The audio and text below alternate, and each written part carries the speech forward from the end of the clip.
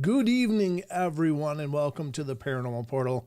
I'm your host, Brent Thomas, and this is our journey into all the weird and wonderful strangeness that surrounds us every day. So, hopefully, your weird and wonderful and strangeness is going well. Mine is going well. Have had a lot of things going on lately. I just last weekend, if you missed the posts on social media, just this last weekend, I was in Wallace, Idaho, and did the paranormal festival down there and had a great time. I had a lot of fun talking to the people that showed up for my talk. It was in a really cool gastropub down there called Cogs, and we had a great time at that event. I got to tell you, it was the first ever paranormal festival down there, and anytime you do a first ever, there's all kinds of confusion and things you're trying to sort through. And I got to tell you, I was sitting at this Cogs. I was there probably half an hour prior to my talk and got all set up and positioned and all of that. And and then it got to be like my speaking time was at 3 p.m. And I'm sitting there with the minion, and he's got the little stuffed things he's selling that his mom makes and stuff. And I'm sitting there with him. And the clock gets to like quarter till. And I'm like, oof, there's just a handful of people in there, maybe 3 or 4 people. I'm like, well, and even Charles said to me, he said, what do you do if you, Charles, of course, my co-investigator, he spoke on Sunday, the following day down there. But he said, so what do you do? Let's say your time comes and there's only 3 or 4 people here. What do you do? And I said, well, honestly, I told them and I gave them my word. I would give, a 45-minute presentation, and I will give 45-minute presentation to 2 or 3 people. You got to do what you say you're going to do, right? So that's what I told them. And then it got to be like 10 minutes until still there's nobody there. I'm like, wow, this is going to be a real quiet event. And again, it's the first ever event like this down there. And you don't know how many people are going to show up, how big of an impact it's going to have. And then it got to be like 4 minutes and still. But like 3 minutes till suddenly these crowds started showing up. And literally in this little gastropub, it was standing room only. Like all the chairs were taken, people were standing along the walls. And I had a wonderful conversation with everybody there. It was really great. It was a wonderful time. And if you were there, if you happen to be one of the people that was there, thank you so much for showing up. I really enjoyed talking to you guys. There was this, just for any of you that were there. Okay, so during the talk, I was talking about Ouija boards. I was asked a question about Ouija boards. So I'm answering the question. And suddenly, in this gastropub, it's probably 1800s building, starts all this pounding sound is going all over the ceiling. And I'm looking up, and all the people in the place are looking up. And these are like, 15-foot ceilings. These are old-fashioned ceilings. And there is, there's something above there, but we don't know what it is. And I turn and look at the bartender who owns the place, Andrew, and I was like, what is this? He goes, I don't know. I'm down here with you guys. I don't know what that is. I said, will somebody live up there? He goes, I don't know. I just own this part. I'm like, well, okay. So there was pounding all over, and it was really crazy because it kind of ran all over the ceiling and stuff. And I think everybody was like, ooh, and I was like, yeah, I didn't get the vibe, but I was like, it's kind of interesting. There you go. So I continued on my talk, and then when I got done, I was talking to Andrew. I said, so what was up with that pounding? He goes, okay, you got me. He said it was the landlord. He was upstairs. They decided to have some fun with the presentation, and so they pounded on the floor up there, and that's cool. It was done in good humor, and it was fun, and so be it. But just in case you were there and you happen to be part of that, it really wasn't a spiritual event, but it was still a fun event. And thank you all. Thank you to the people of Wallace, Idaho. Thank you for letting me come down and do it. It was a lot of fun. And again, it was full place. They had a really good show out for first time, and that was a lot of fun. So now what's going on? Well, I'm about to head out the door literally tomorrow because I'll be going here. Ooh, I'm heading to Massachusetts, folks. And this is the Hometown Ghost Stories Live is happening on Friday, October 24th. And I'll be doing a talk first, and then the boys, Hometown Ghost Stories boys, will be doing a live show of theirs. And this will be happening at the Barrel House Z in Weymouth, Massachusetts. So if you're over there on the East Coast and you're hankering for something to do, that's this Friday. I'll be going over there. I'm jumping on a plane tomorrow and be over there. Now, the interesting thing is for those people that are going, I don't know if it's VIP tickets or what, but we're also doing an investigation the following night on Saturday night. So that'll be pretty amazing as well. That's going to be a lot of fun. I'm really looking forward to meeting the guys because I've known them for years now, and we've been on each other's shows, and they've been dear friends for a long time. So it's really cool to be hanging out with them. Oh, is that your hometown, Unknown? I didn't know that. Okay. Very cool. Well, that's where I'll be this weekend. So if you're thinking, what should I do this weekend in the build up to Halloween? There you go. Head over to the Barrel House Z in Weymouth, Massachusetts, ladies and gentlemen, because that's what's happening this weekend. And that's why there won't be any more live shows. This is the only live show this week. And Wednesday of last week was the only live show because both weekends back to back, it's been a lot of things going on. So, and this will be it for my live appearances, I think, for the year. I don't have any others planned that I know of. Well, I mean, I definitely know I don't have more planned, but so if you happen to be over on the East Coast, come see me. Come say hi. It would be great to see you. Good to see everybody here, by the way. Everybody's coming in the door. Barbara Mora Carjuice and Justin Goodearth are over there, as well as Dog Digger on the Rumble. And Gypsy HB Girl to You is over there as well. I think she's still over there somewhere. But she's here, and I'm here, and they're here. And then we got the YouTubes. Let's see who's hanging out with us on YouTube. If you want to shout out, please say hello in the chat, because I can't see who's there until you type something in there. It doesn't give me a list of everybody that happens to be hanging out. It just gives me a list of active chatters. So that's what we're going to look at now. And so far, there's not a lot of active chatters, but I see there's 35 people in the room. It's just only about 12 of you are chatting. So say hello in the chat quick if you want me to say hello to you. But so far, and this could be a mess if suddenly everybody starts typing, but so far, I've got Annie Manuel, Benno from Oz, Bill Simone's in here. Good to see you guys. Thank you for coming in. Chucky Danger is here. Chucky, we're going to do your question of the week. Somebody just disappeared. They were there and I missed the name, but it disappeared. John Stevenson is in there. Kitty Caddywhack is in there. Man from the West 420, who was the first one in the door tonight. Nice job. Representing really early, Michelle Wolfong, Owl 13, Rachel Gets It Right, The Unknown, and Adventures with Beth. That's who's chatting so far. I don't know who else is here. Someone just popped in. Michael Driscoll, Father Mike, good to see you, brother. Excellent to see you, and missed you, man. I hope you're doing good. Hope you're doing wonderful. And who else? Anybody else? Just say hello in the chat if you are. That's who's talking in the chat so far. That's who I can say hello to. Someone else just popped in. The Werewolf popped in. Good to see you, man. Dale Atkinson just popped in. Excellent to see you as well. So I think that's everything. Oh, man, somebody else just came in. Mark Eddy from Facebook popped in. Good to see you, buddy. Hi, Brent and Roomies. David Barnes is in here. How you doing, Dave? Good to see you, brother. And it's great to see all you guys. Rachel Gets It Right. Excellent. Chucky, do you want to are you free to do your question of the week?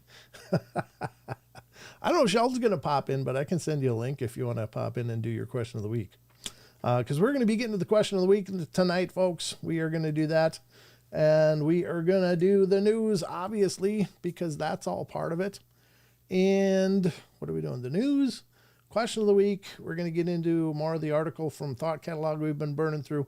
Excellent article we've been working through. And then, obviously, what the hell is that? And then we're going to get to the Cryptid Corner, and that'll probably be the show. So I guess that's the agenda that, as far as I know it. All right. So without further delay, I was just waiting to see if Chucky said anything, but I don't know if you're busy, Chucky, or not. It's probably a bad idea just to throw that at you right now. But I just thought, oh, well, since I'm not doing a show this Saturday, maybe you'd want to come on tonight just for that part, if only that.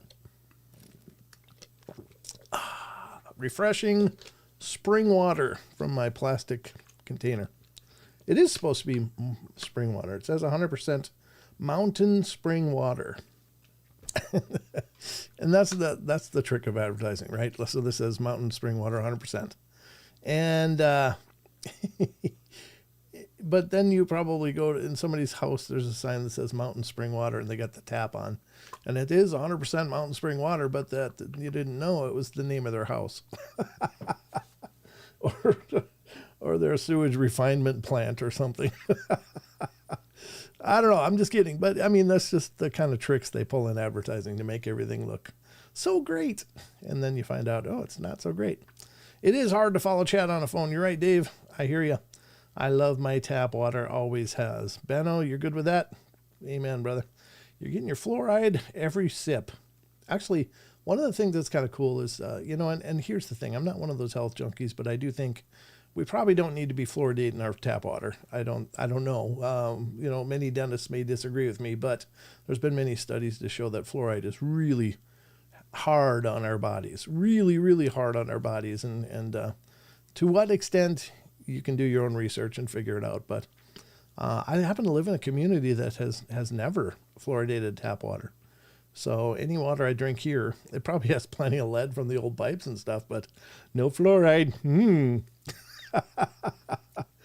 I need to refresh the app. I'll be back. We'll be waiting here. I'll hurry back. We miss you already.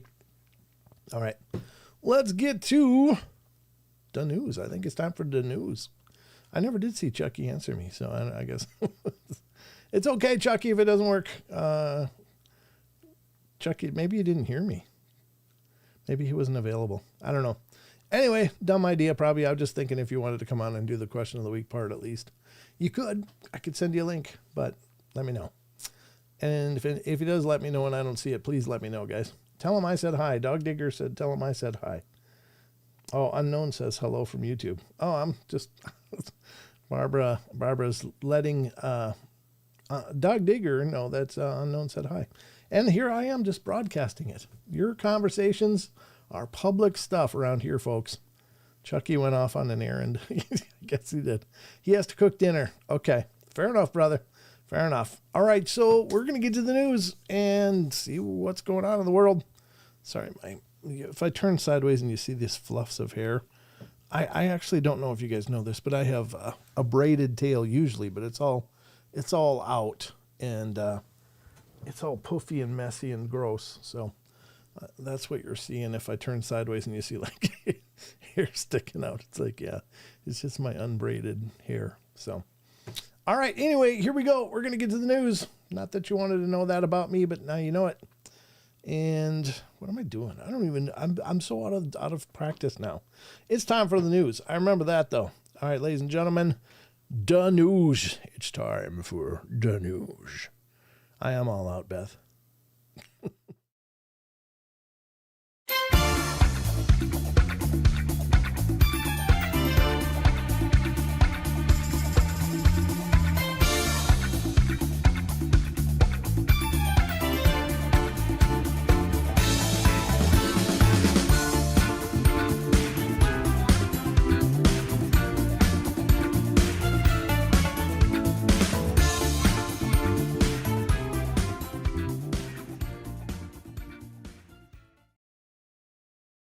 Let's get ready to rumble here on the news, ladies and gentlemen. The only news John Stevenson trusts. God bless you. It's funny that something could be humorous to me all this time later. Something really funny happened. I was meaning to tell you guys, and I can't remember what it was, though. I guess it wasn't funny enough. I don't remember it, but I remember I was laughing. And I was like, oh, I got to tell the community about that. And I can't remember what it was. So my apologies, but just know I was thinking of you, even if I don't remember what the hell I was thinking of. I remember it was of you. All right, it's time for the news. We got a whole bunch of news to get to, ladies and gentlemen. This is the Paranormal Portal News Desk, where we dive into all the news that I can manage to pack into a little segment here for you. usually in the form of about 3 articles. We might do a little bit more, but we'll see. I got to find out where's the browser. There it is. Got it open. I got it open. Hang on, we're going in. I don't know. This first one's kind of weird. I can't really comment on it ahead of time because I don't really know what does it mean, but it reminds me of some stories we've covered here on the show before. Not the same story, but some similar ones. Annie's gonna lurk. Okay, you're tanked on muscle relaxers. Yeah, just have some bourbon. No, don't do that. Do not do that. That is not medical advice. Not good medical advice anyway. And I'm not a doctor. You should never listen to me about anything, really. All right, this is the news where we go into all kinds of news stories from around the world. Sometimes they're paranormal, sometimes they're interesting, sometimes they're informative, and sometimes, I don't know, I think they make good discussion. So it's not always paranormal, though, but it's always the news. And we cover it all here throughout. Bourbon is great medicine. You got it, Benno. It can be. Homer voice. Yeah, absolutely. I will tell you that, and I tell you this every show, folks, but I couldn't be more sincere that we utilize a lot of different sites throughout the course of these episodes, and these sites are so incredibly well done. Please support these sites. Please visit them. Please give them your love and your attention. There is so much amazing information on every one of these sites, and I use them because they're the best sites that I've ever found, and I'm sincere about that, and I hope at the very least to promote those sites and let you guys know about it because they are so full of paranormal information and amazing articles. They're very well updated and there's incredibly good variety in what they're offering. They're literally the top notch. So please give them your love, visit these sites and give them traffic because traffic equals revenue in this world. And the more people visiting, the more they can earn off your visits to keep the lights on. So that's my caveat at the beginning of every show, but it couldn't be more sincere. These are literally the best sites I've found on the internet. If you find good sites, ladies and gentlemen, that you think would be good for the show or could be a good source of information for the show, let me know. And I'll reach out to them too. So this is the news, and we're going to start it with a site that we utilize on pretty much every news because it is the best news site ever in the history of news sites. And this is unexplained-mysteries.com, brings us the first and all the upcoming articles in the news. This one comes from the Modern Mysteries files, and this is the one that I was like, well, how do I set this clip up? But I'm not really sure what the format of the story is. But it reminds me of some stories about like the man from Torred.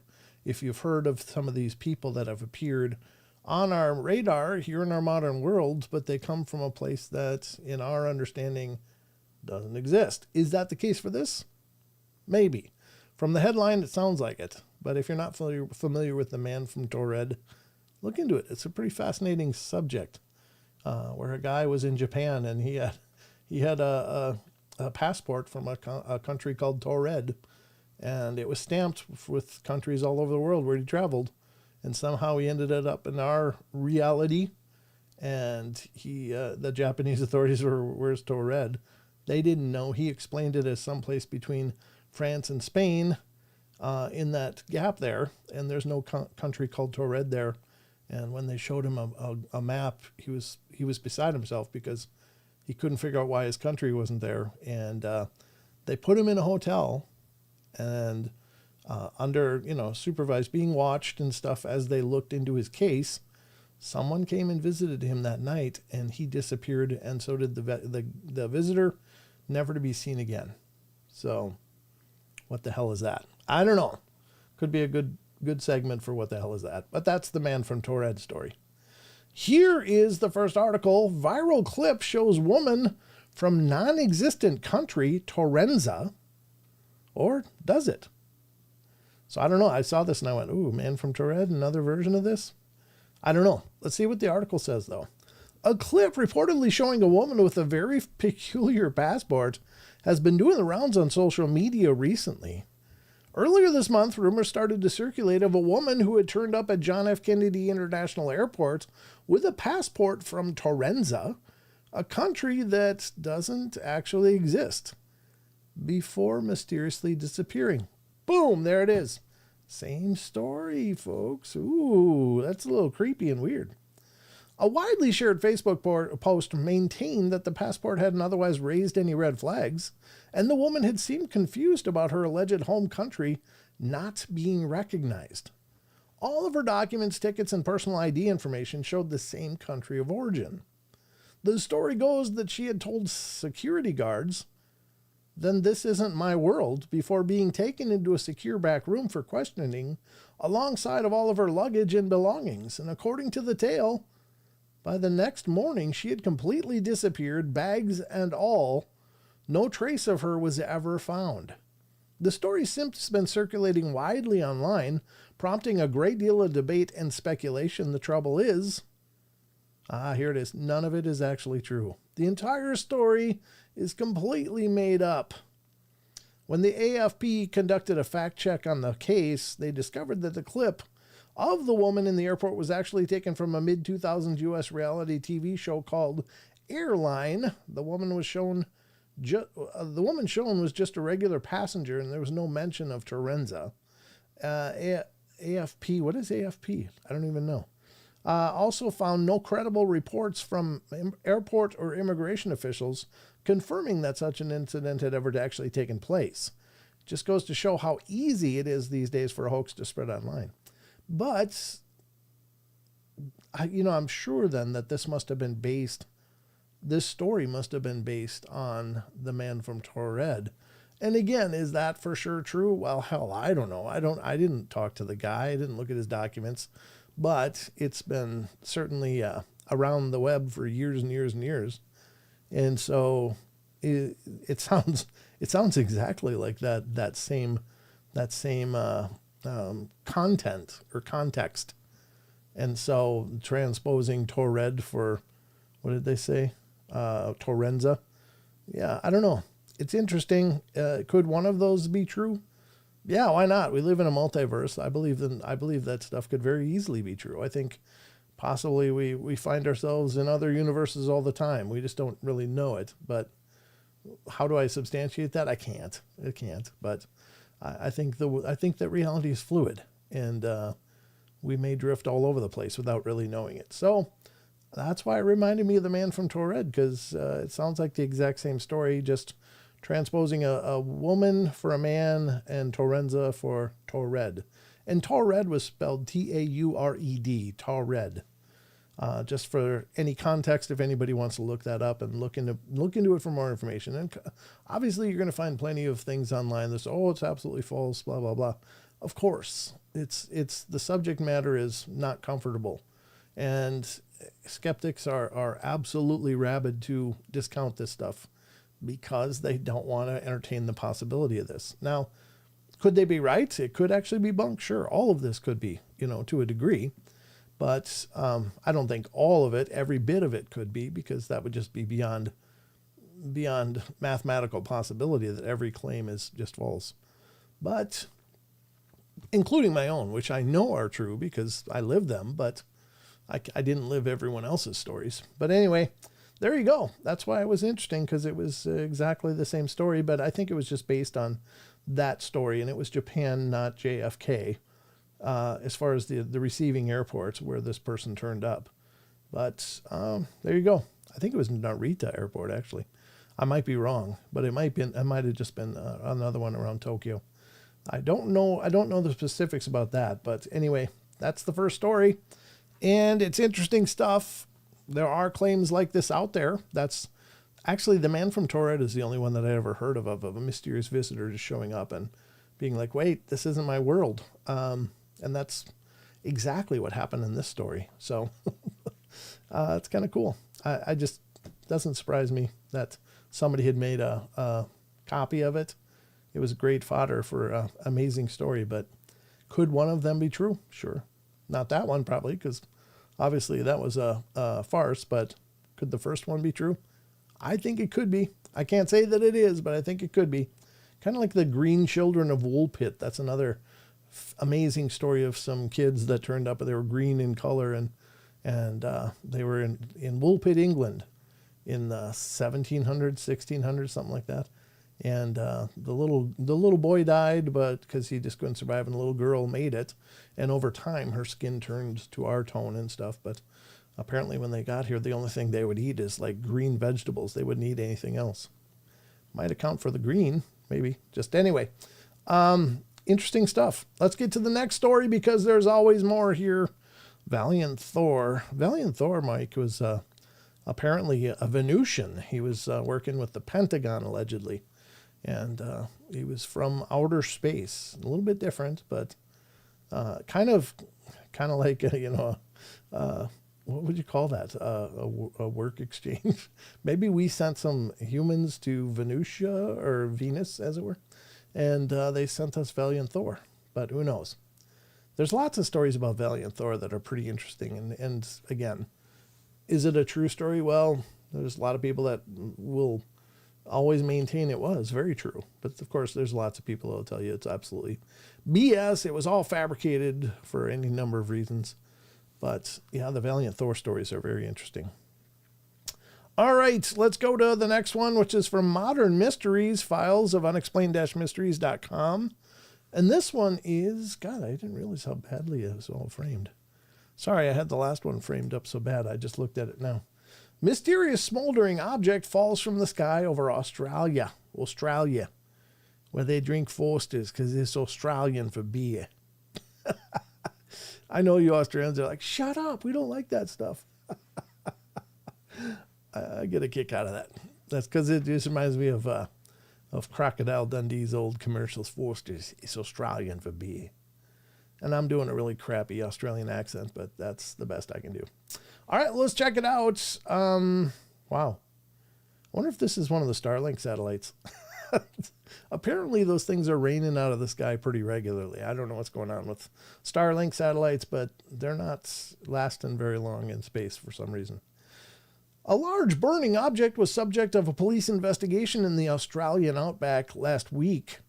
The incident, which occurred on Wednesday afternoon, saw a multi-agency response involving authorities from Western Australia who attended the site of a large piece of smoldering wreckage that had seemingly fallen from the sky around 30 kilometers north from the town of Newman. The object was still on fire when site workers had found it next to a rarely used access road. An initial investigation by authorities revealed that the wreckage was comprised mainly of carbon fiber and did not appear to be part of a commercial aircraft. Well, that's good, because I don't know what you guys think, but generally speaking, if it's part of a commercial aircraft, they kind of need it. So if pieces of commercial aircraft are falling, it's a lot of trouble. That's not good. All right. So carbon fiber, looks like a big ball of carbon fiber. I don't know. The most likely explanation is that it was part of an aerospace pressure vessel or rocket tank. Further technical assessment will be undertaken by engineers from the Australian Space Agency to assist in identifying its nature and source. The police said in a statement, if the object is indeed from space, then it further amplifies concerns raised over the danger posed by increasing amounts of space debris falling back to Earth. Yeah. Like, God, there's tons of it up there. You remember the movie WALL-E, where they're like, they have to lob rockets through this debris field just to get it out. And then just all this stuff is bouncing around. It's like garbage everywhere. Kind of getting to be like that in orbit around our planet. If the object, I read that one, while this piece happened to fall in a remote area, there's also, albeit slim chance, that it could have fallen over a city or into someone's house. Death by space debris hasn't happened yet, but incidents like this keep happening. It may be only a matter of time. Yeah, I think we should look at this. This is from Sky News Australia, ladies and gentlemen. Here is a news clip. They got 5.98 million subscribers in Sky News. Well done, Sky News. You guys are rocking it, but let's take a look at the video. Suspected space debris has been discovered in WA's outback. Police are coordinating a multi-agency response after finding space junk at a mine site in the state's Pilbara region. Look at that. Looks like the boogosphere. Carbon fibre waste was not from a commercial aircraft. Authorities are working with the mine operator and the Australian Space Agency to properly identify the object and its source. Suspected space... Oops. there you go. I don't know. Crazy stuff. But there it is. A big wad of carbon fiber, I guess. I don't know what they use that for. But excellent stuff. All right, there you go. That was the next one, but don't worry, we got more. I brought more. I brought receipts. What are you guys kidding me? This is, I don't know if I'm going to read this one. I'm going to read this one first because this is more timely, folks, to what's going on in the world, which right now is the Halloween season. And of course, nothing says Halloween quite like a good old witch's outfit. Pretty classic. And depiction of witches, the broom, the pointy hat, and bad acne usually. But anyway, let's check this out from Archaeology and History. This is a longer one, but I'll put the link in the chat if you guys want to learn more or continue to read the article. You can and you should. You can and you should. So here we go from unexplained-mysteries.com. Black hats and broomsticks, the historic origins of witch iconography. Iconography or iconography? I don't know. Anyone you pick, here it is. It will soon be Halloween again, which makes a good time to look into the history of witch paraphernalia. And this is by Mary Ellis Dunning. Whether you're knocking at your door or trick-or-treating, hung as decorations in shop windows, witches are rife at this time of year. They're easy to recognize wearing tall, pointed hats, carrying broomsticks, or peering into a cauldron. But where do these stereotypes associated with witches come from? Good question. Broomsticks. I just got the most sexist man kind of comment in my head, but I can't say it because it just sounds so terrible.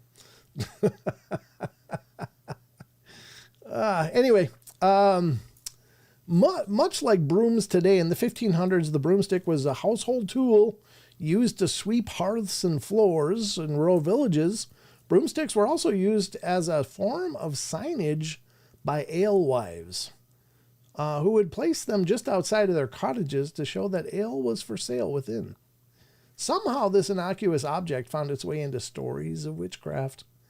The first image of women flying on broomsticks is believed to be in a manuscript of French poet Martin Lefranc Le Champion des Dames. I don't know if I'm even close to how that, but it was The Defender of Ladies, published in 1485. Women sat astride broomsticks were drawn alongside the text in margins of the pages. Much as accused witches were often maligned women on the margins of society. One of the most influential pieces of writing on witchcraft was the Melukeferium. I don't know. I'm sorry. Just got to make a bunch of shapes with my mouth and go, sounds like I know what I'm doing. Published in 1486 by German clergyman Heinrich Kramer. Kramer's anti-witchcraft tract alluded to witches flying on anointed broomsticks with the aid of the devil. Given that the work is firmly rooted in misogyny and depicts witches as a direct threat to the domestic sphere, it's fitting such a mundane household item became the object of malice. Cauldrons, another domestic item. The cauldron has also been synonymous with witchcraft. Instead of stews and broths, witches were often shown using cauldrons to stir up potions and spells. Again, it's likely it's rooted in ideas of women subverting their usual household duties, as well as a connection to healing practices.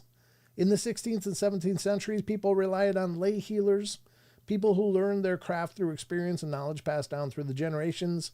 These healers were usually women who had knowledge of herbal remedies and salves that would claim to cure ailments and heal people and sick animals. As the Reformation drew in, the church became more powerful. Lay healing practices and unlicensed healing was pushed aside in favor of trained physicians. With this shift, lay healers boiling herbs on their cauldrons were looked on with increasing suspicion. Oh, thank you, Sharon. Oh, sweet. Thank you very much. Here we go. We're going to dive into the black hats now because, of course, nothing says witch like a tall black hat. Depictions of witches vary across Europe, but there's no doubt that tall black hat has become associated with witches, especially in the UK and the US. There's no definitive source for this strange stereotype, but speculation about where it came from is rife, ranging from ideas about Quaker hats to general medieval dress. Women in early modern 1500 to 1780 Wales typically dressed in long, heavy woolen skirts, aprons, blouses, and a large woolen shawl and a traditional tall black hat. So there is speculation among some researchers that this served as inspiration for the wide brim hat of the fairy tale witch. This is given that the Wales, along with Cornwall, was seen by Protestant reformers of the early modern period as a land rife with magic and sorcery. Outside of Europe, tall black hats have been found on mummies from 200 BC unearthed in Subeshi, China, leading scientists to name them the Witches of Subeshi. Long, scraggly hair, black cats, you name it. I don't know, I might as well just finish it, right? We're almost there. Long, scraggly hair. Depictions of witches usually involve women with long, scraggly hair, often trailing behind them as they rode their broomsticks, and it's likely this conception of witches came from a dichotomy between good Christian women and their bad witch counterparts, that was established during the Reformation. In the post-medieval period, married women ordinarily covered their hair beneath a cap, and loose hair was generally regarded as an improper attribute of temptresses and the dissolute. Not even sure what dissolute is, but it doesn't sound good. Agnes Griffiths, a Welsh woman accused of witchcraft in 1618, was reportedly seen through the window of her home using something sharp to prick a wax figure, and was described as doing this with her hair about her ears. Oh, how lewd. The accusation suggests disdain for women who refuse to conform to expectations of their gender, and in an extension of this, witches were also suspected of hiding wax, which they would use for their sorcery, in their hair, contributing to the stereotype of witches as having greasy locks. And here we are at the black cats. I love black cats. I've had many, and I love those beautiful little animals, but they definitely became a symbol of negative stuff. Women accused of witchcraft between 14th and 17th centuries were often accused of keeping a familiar, an animal that was actually the devil or a demon in disguise. Familiar spirits were said to come in any number of guises, from frogs and rats to dogs, small horses, and even badgers. In a perverse parody of breastfeeding an infant, witches were believed to feed their familiars from their own bodies. That's creepy. And were often consequently stripped and searched for a witch's teat. Okay. All right. The cleric Robert Holland's Witchcraft Treatise, which presents some colorful ideas about witchcraft, recounts a story about a witch who would always have a docile rat feeding in her lap. It goes on to claim that demons would appear in the form of that was easiest to keep as a pet, such as cats, mice, and frogs, and tells of an old woman and her daughter who were known to have kept a devil for a long time in various animal guises. Supposedly, the older woman fed the animals with blood from her own breasts. It's one of those bloody teats. Okay.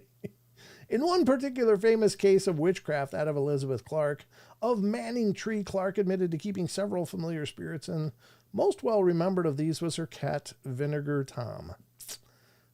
Well, I don't know about you, but that's a hell of a lot of funny stuff. And it's interesting. It's in a confession, to get to that confession was nothing short of torture. I mean, this wasn't like, oh, come on, did you do it? Oh, you did it. No, it was like, here, let's bend you the wrong way a bunch until you tell us that you did it, because we know you did.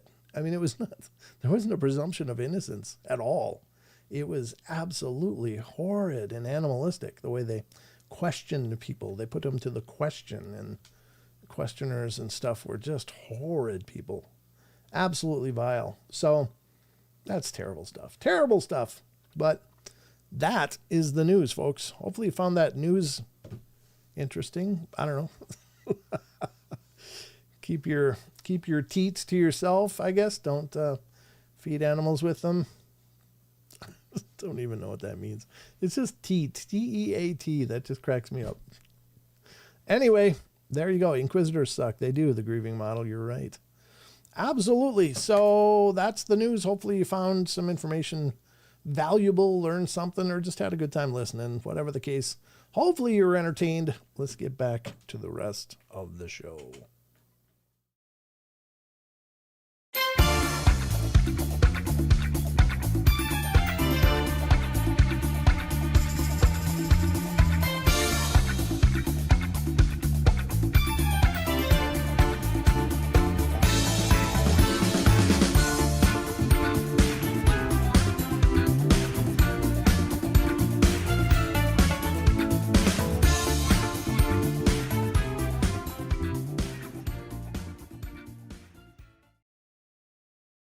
There you go. You might not have known all that, but now you know. I was just going to read part of it, but it just was so interesting.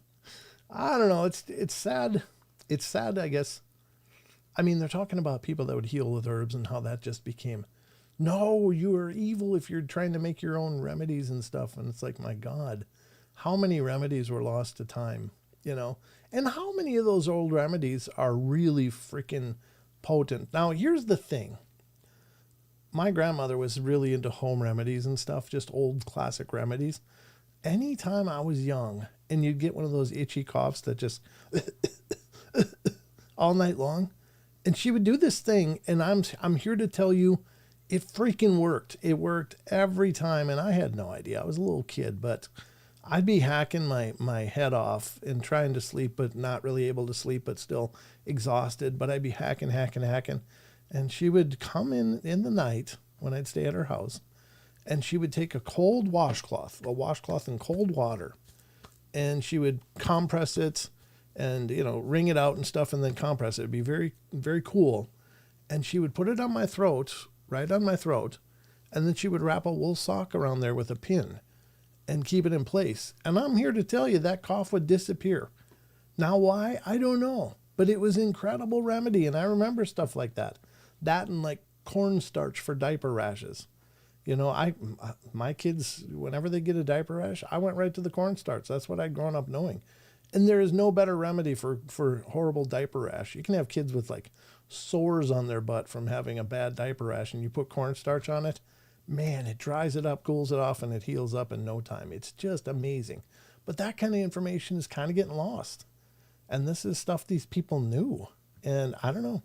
It is amazing. Bourbon cures all ills. Well, Benno's on a bourbon night. He's having a bourbon night. I brought up bourbon one time. I brought up bourbon once. And we're still talking about it. Yeah. I mean, there's cornstarch is the best. Sharon Sunshine, she knows. Yeah. Natural remedies were the way to roll. And I can't remember any of the other ones that she would do, but there was other ones like that. And it's like, my God, they worked. You could dump syrup down my throat as a little kid, and sure, I'd probably, get all zonked out from the medicine, but whatever it was about a cold compress on my throat with a wool sock, she was adamant it had to be a wool sock, and I don't know what that was. Maybe it's because it didn't wick the moisture to the bed. I don't know, but it was incredible. I mean, it just really worked. So, but, it makes you wonder how many other things got lost just because of those barbaric practices of an early church, which was absolutely hell-bent on controlling the narrative of so many things. So NyQuil would knock you out. Still does, I'm sure. Anyway. But there you go. Here we go. We're going to get back to the rest of the show here. I had teased it before, and I don't know. It's possible that Sheldon Thomas might join us tonight. I don't know. I just offered it to him and sent him a link. Earlier, he said that maybe. He's of course working, but if he's available, he'll pop in with us. But I was teasing it earlier, and by God, I meant every word about it that we're going to get into it. Let me close that before I screw something up. Yeah, before I screw something up and don't close it and end up with, did I read that? Happens all the time. But it is a great addition to the show and has been for a long time, this question of the week, which we do on our Discord. And I put out a notice earlier tonight that, look, we're going to be doing a live show. This is, the only live show this week. But I wanted to cover the question because I know it's been out there for a while. And let's get to the question. So we're going to do that now. We're going to put you all to the question. Kind of the putting it to the question, the torture thing. Anyway, we're putting you to the question. And if you're not familiar with our Discord, ladies and gentlemen, we have a Discord server here on the Paranormal Portal, and it is open to anybody that wants to join. It is literally discord.gg/paranormal portal. And you can join that and become part of our Discord family. If you're not familiar with Discord, don't worry. It's not really a tough program, but it is a great community. It's a really cool tool. And if you like our chat, and most compliments I get about my show are, you have the greatest chat. And it is true. We do have the best chat in all of the shows anywhere, everywhere. But a lot of these same people that you're seeing in chat and talking to are in our Discord server. Then the conversation continues throughout the week, even when I'm not doing shows.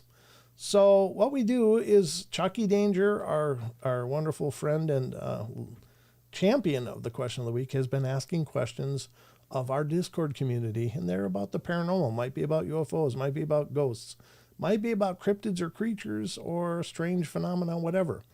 And we'll ask you guys because it gives you a chance to weigh in on what you think. There aren't any wrong answers with this stuff. We just don't know. We don't know anything. But it's kind of neat to see what you guys think about this stuff, because you guys are brilliant. You guys have put ideas on the table I never would have thought of in a million years. So I've really appreciated your input, and it's a lot of fun to go through and read and to discuss. So that's what the question of the week is. And we're going to do that right now. Right now. Here it is. Question of the week time. Here we go.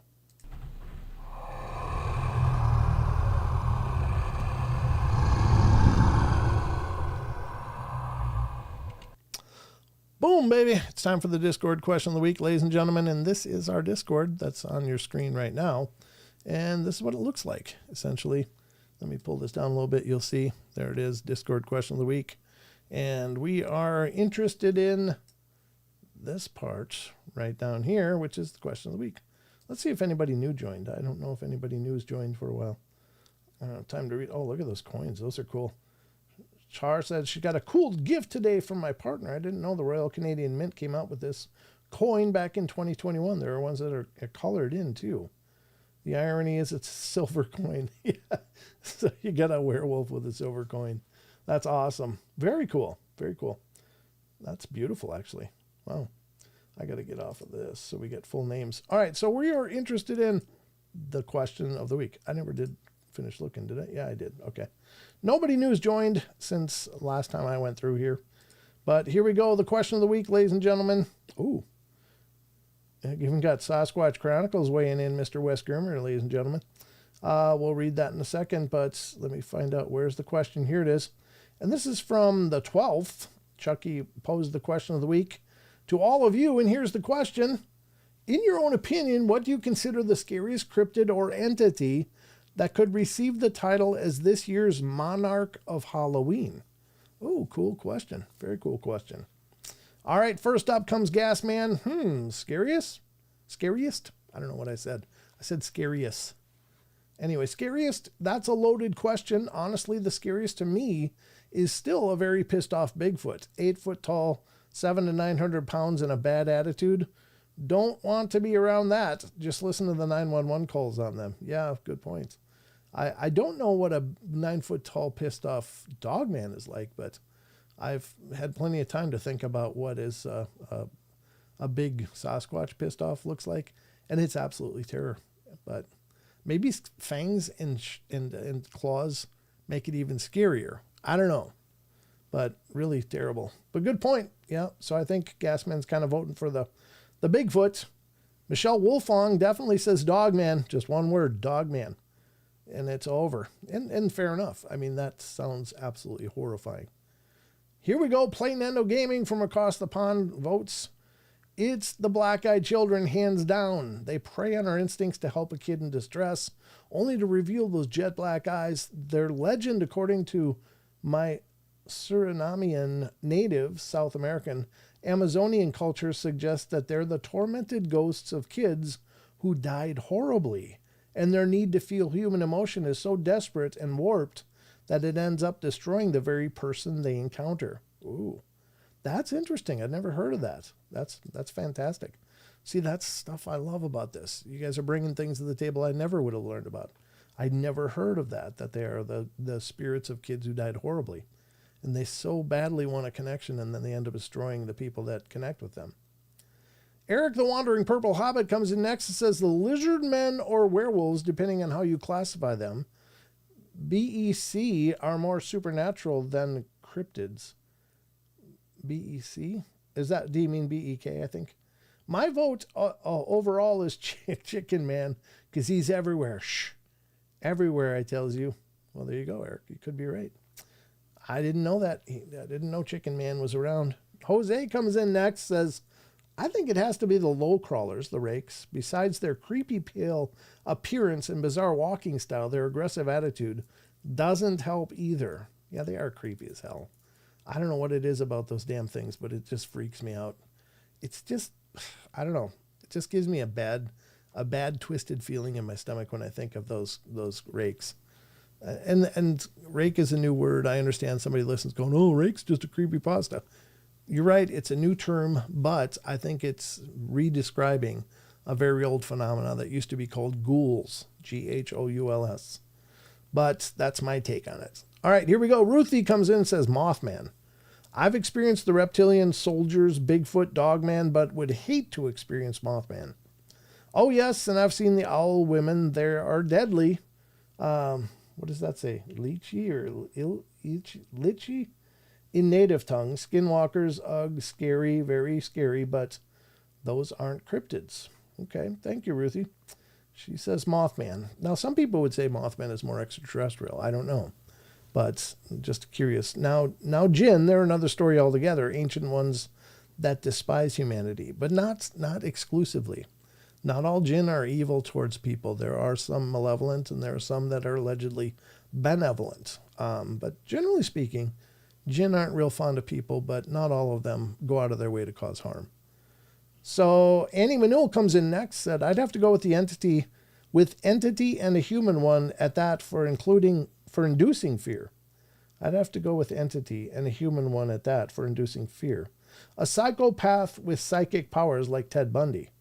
Oh, is he allegedly psychic? I didn't know that. That's an entity who understands humans and preys on them. They use their abilities to give themselves an extra edge in doing so. I didn't know that. Ted Bundy was allegedly very psychic. Yikes. That's not good. That's a very bad combination. Yeah. 3M Farm says, I vote rake, white crawler. Yeah, I think those are probably the most creepy for me. However, I think they're just creepy and something about them is just foul and contrary to me. But I don't know that I would be as afraid of that as a 900-pound, 9-foot-tall Sasquatch that's pissed and coming right at me. I think, or a dog man that's like right up in my face growling. I don't know. The most scared I've ever been in my life was when I was growled at as a 14-year-old kid. That is still to this day the most scared I've ever been. So, and I don't know what it was, but it was big and it was freaking terrifying. So, all right, next up is Phil Funk. He says, I have to say Mothman. Mothman is menacing and mysterious and also can cause terror from the night sky. True, yeah. I think any of them can be terrifying. Some people have a different take on Mothman, though. They think it's more of a I don't know, a portent or even a guide trying to help. I don't know if that's true or not, but that's what I've heard. Patty Troy says pale crawler, Wendigo, or rake. That 911 call from Carolina case files is the most fascinating thing I've heard or seen in years. Yeah. It's not human. It's not human. Yeah, that's creepy. That guy is just panicked when he's making that call. So Karen Elberding comes in next, and I would say Skinwalker or Dogman, even though I'm somewhat ambivalent about their existence concerning the Dogman. Yeah, it's fair enough. I will say that it's a lot to ask everybody to believe in everything. We're not all there.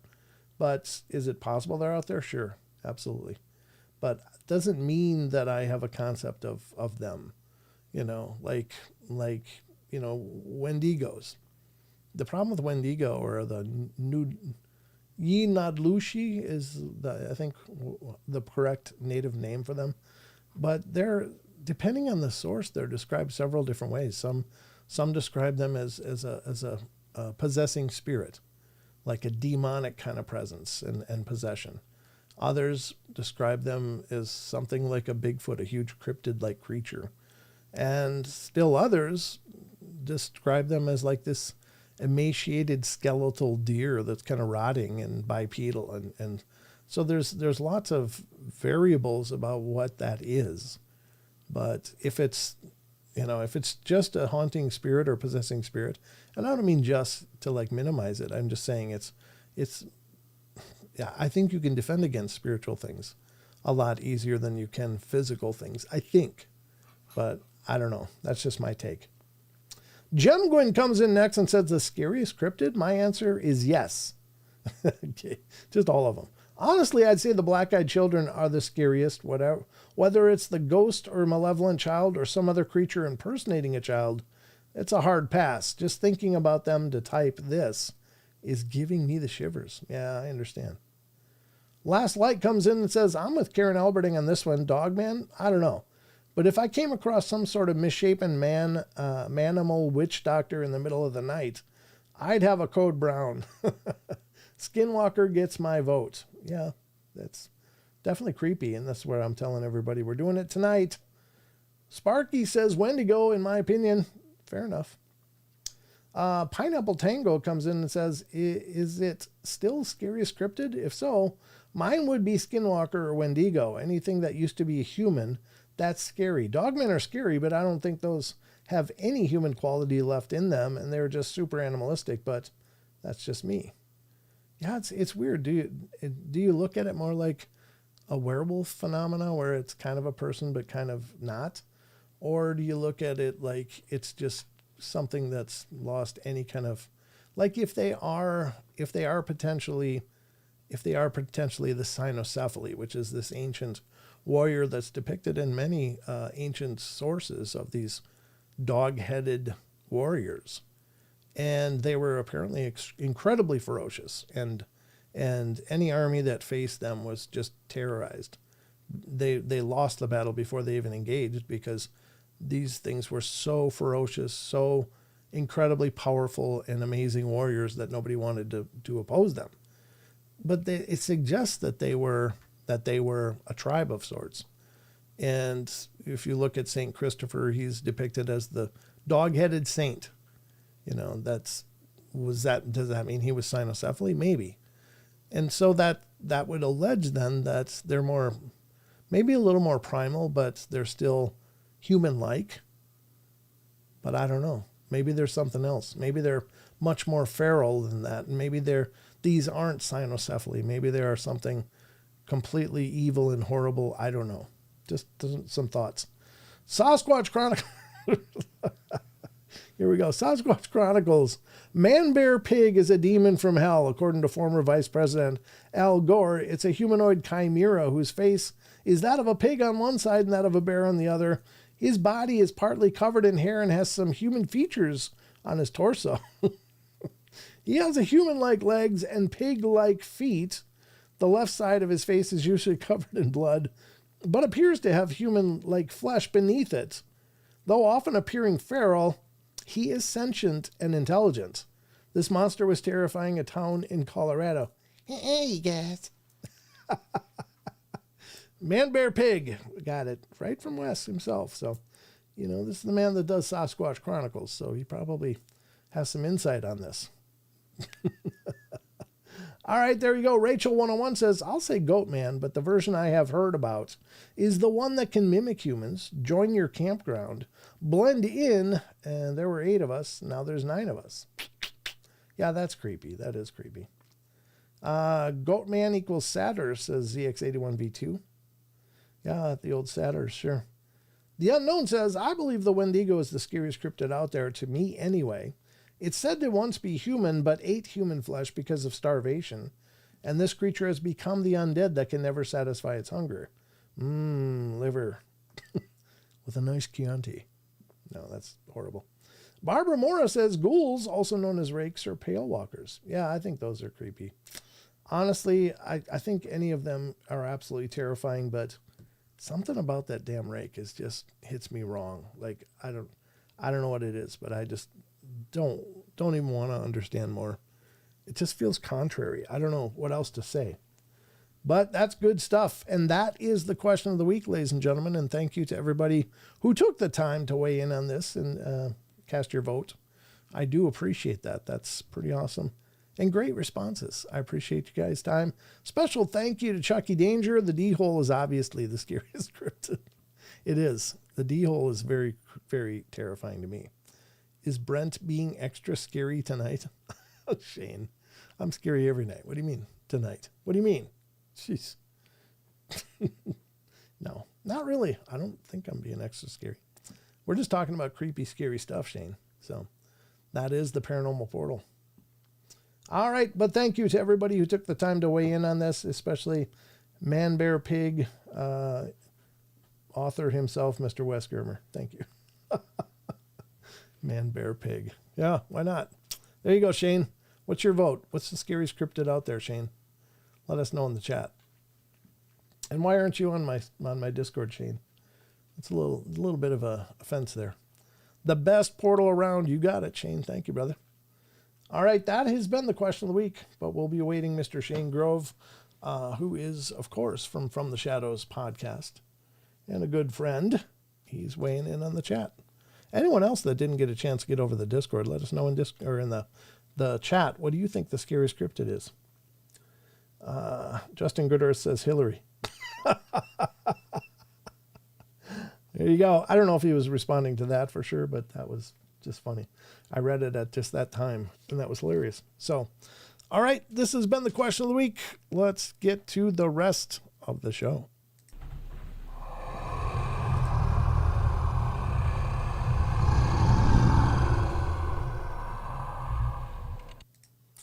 All right.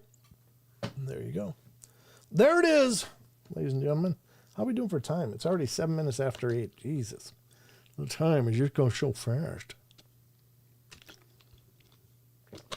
I had to wet my whistle. My whistles need wetting. Okay. Boots and cats and boots and cats. Jason Finch is doing his own beatbox over there. Hands down Dogman from Mr. Grove. I've never interviewed an eyewitness who wasn't terrified. Yeah, true. I've interviewed a few Dogman through the years, witnesses, but not many. I don't know. They must all be going on your show.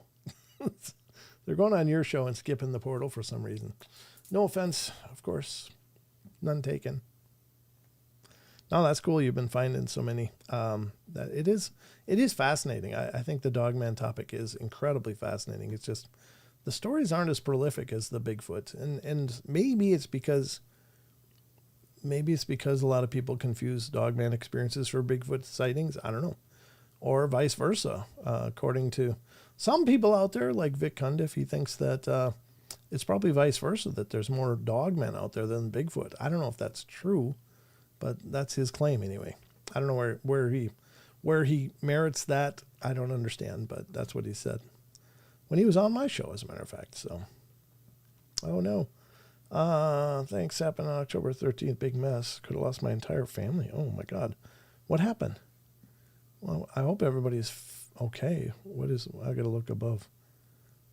Feels good to be back here. I haven't been around much lately. My family was hit by a speeding car while sitting in a parking lot in Ohio. Hubby has a broken back. My mom has a brain bleed. Oh, dear God. Our love and prayers, thoughts to you and your family, BJ. Just hope everything will be okay. That's absolutely horrid. Yikes. Yeah, you just don't know.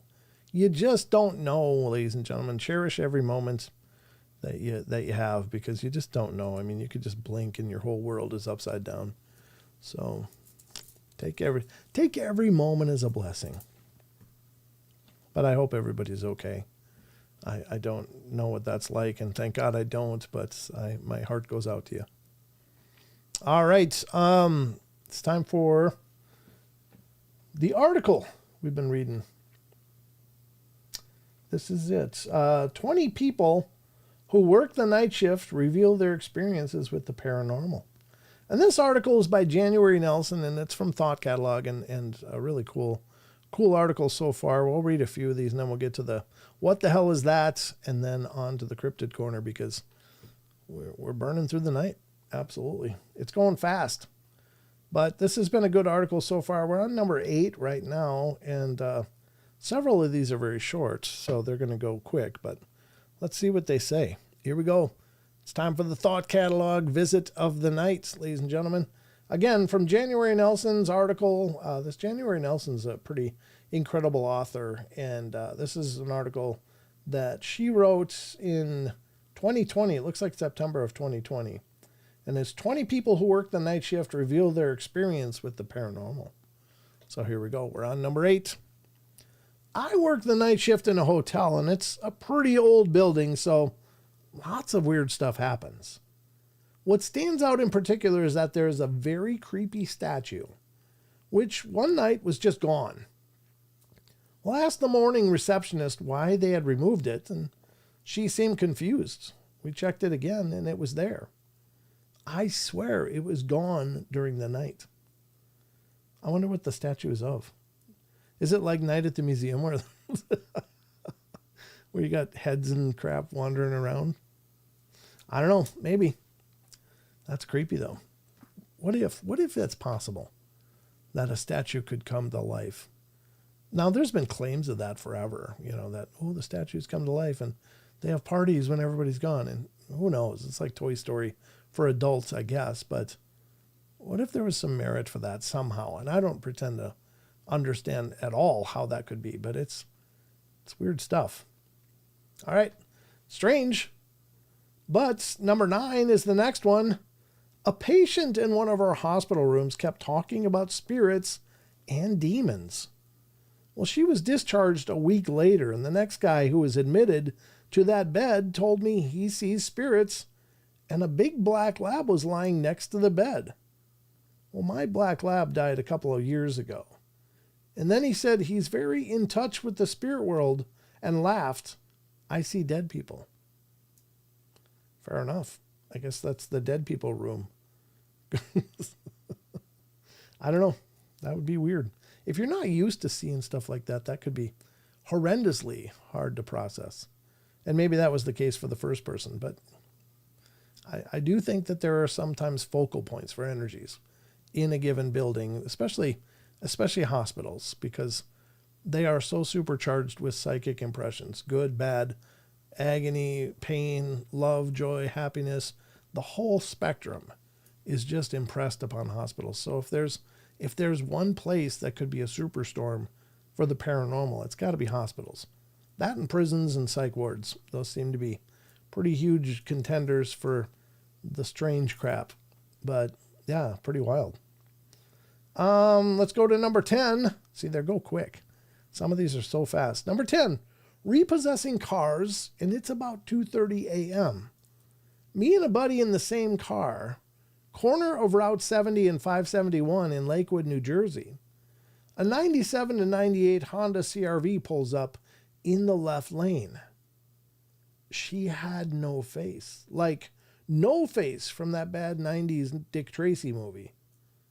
Oh, what would you do? How would you process that? I mean, if you both saw it? I mean, if one person saw it, it's like, okay, well, it's a visual glitch or whatever. That's explainable about 1,000 different ways. But if you both see the same thing, that's creepy. All right, number 11. I worked night shift in a hotel. I also had a day job, and the manager was cool and said I could sleep as long as I woke up if someone needed something. Well, one night I woke up and saw a guy, well, more of a silhouette of a guy, staring at me through the windows of the Dutch door to the courtyard. He was really tall, like 6'5", and had a black duster / trench coat and a hat. Hat man. He saw Hat Man. I jump up from the couch, put down the remote. I'd fallen asleep with it in my hand and rushed to the door to see what he needed. He was gone. And no sign of him anywhere in the courtyard, and there were only 2 long straight paths. He couldn't even have ran that fast. Well, I just forget about it and just continue my night. Well, fast forward about 3 weeks, and my coworker is telling me about an evil spirit that lives in one of the rooms. All the employees knew there were at least 4 haunted rooms there, as well as the elevator. No, seriously. He started describing a tall, shadowy guy, and I cut him off and said like 6 or 7 feet, black coat and hat. He turns white and stares at me. You seen it too? I tell him what happened, and that innocent incident that night all of a sudden got super creepy. Yeah, for sure. This one's like only 2 sentences. Number 12, when a patient buzzed and asked me to ask the person behind the curtain to go away. For your information, it was dark and everyone was in their beds. Yeah, see, there you go. That's creepy. What do you want? I mean, let's just envision this. You're the spirit, and you're stuck in a hospital.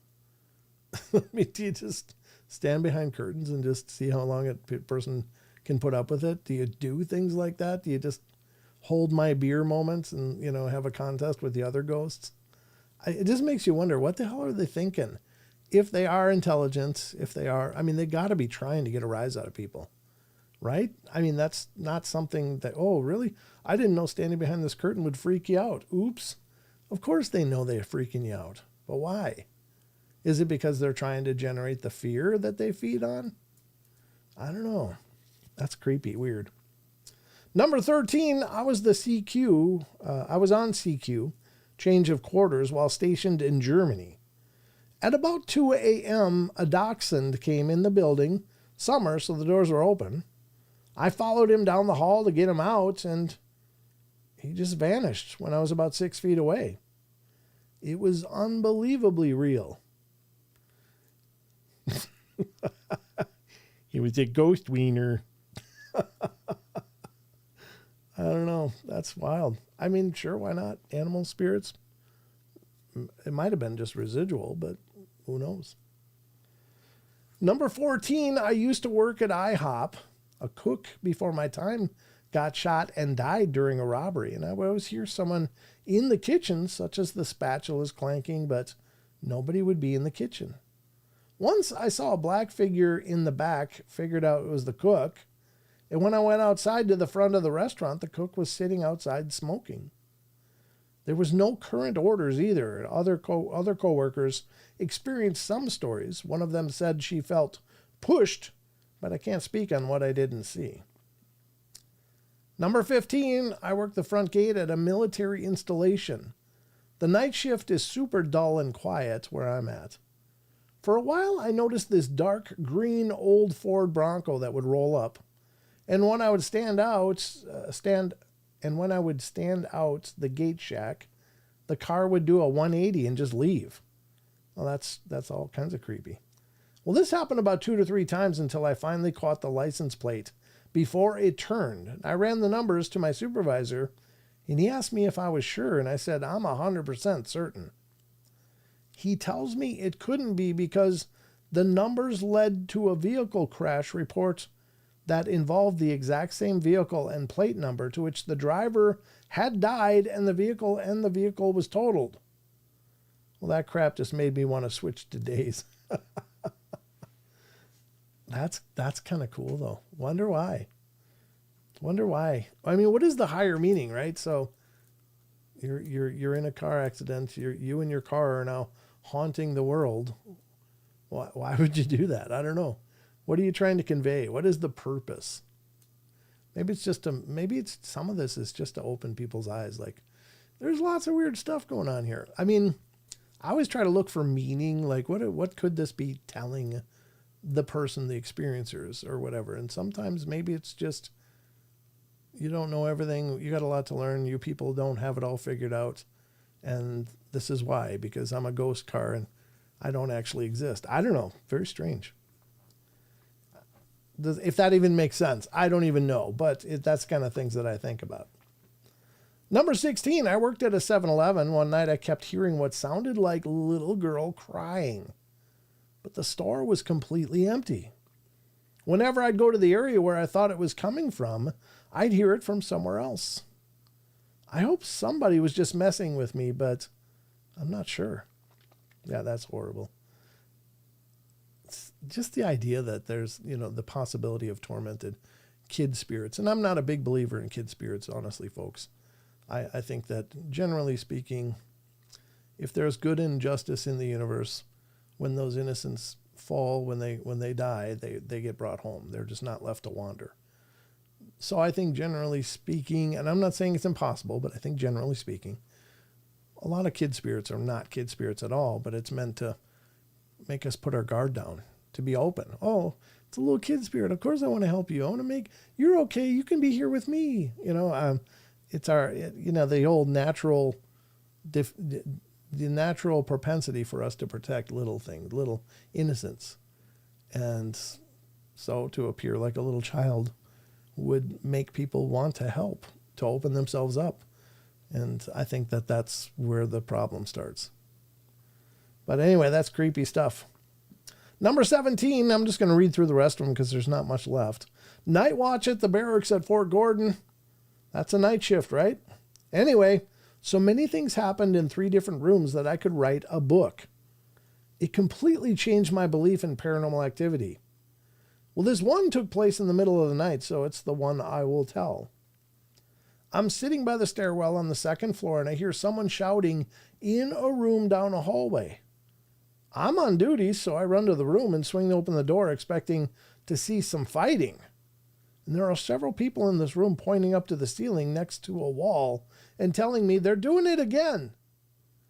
I asked them to explain, and they tell me that ever since they moved into that room, someone lifts up the ceiling tiles and makes funny faces at them at night.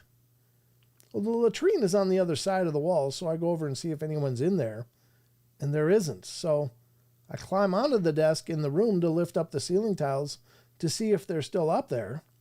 And when I lift up the ceiling tiles, all I see is cinder block wall that goes all the way to the floor above.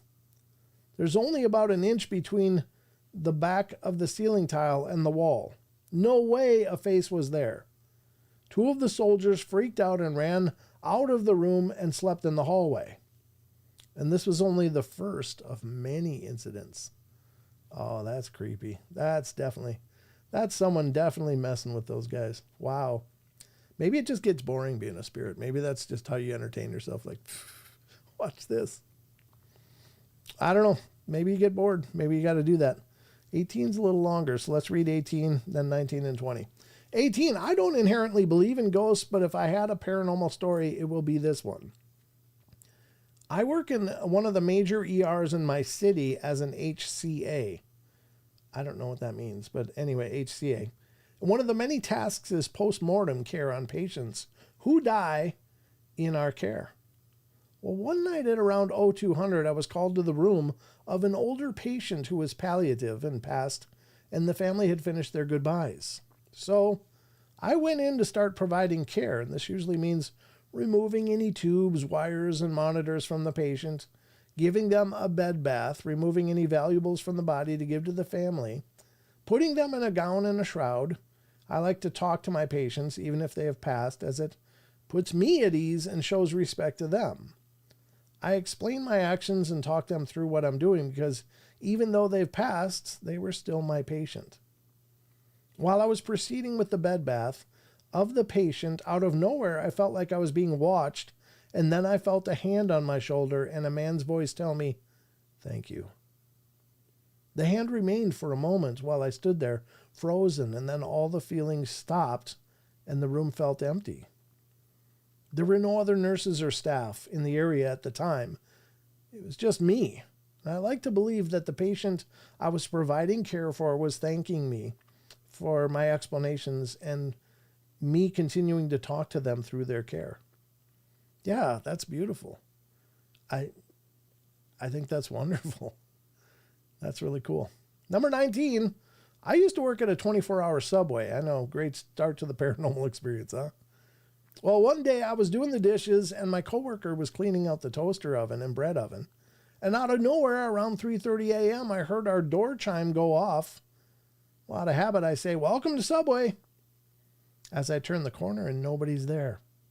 Coworker was gone. I thought, okay, maybe he hopped the counter and went for a cigarette outside, as he did from time to time. Heading back to the sink to finish the dishes, I hear the door chime again. Nobody. Check the bathrooms. Nobody. What the hell?